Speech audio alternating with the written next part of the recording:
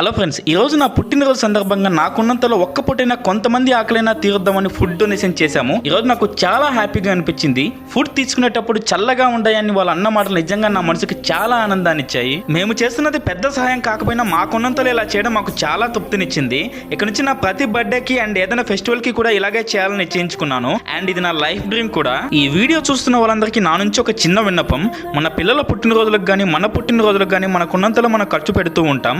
అందులో ఒక పోషన్ తీసుకొని మన పిల్లలతో, నాన్న నీ పుట్టినరోజు నాడు కొంతమంది ఆకలి తీరుద్దామని వాళ్ళ చేత ఇలా ఫుడ్ డొనేషన్ చేయించడం వల్ల వాళ్ళలో హెల్పింగ్ నేచర్ బాగా పెరుగుతుంది.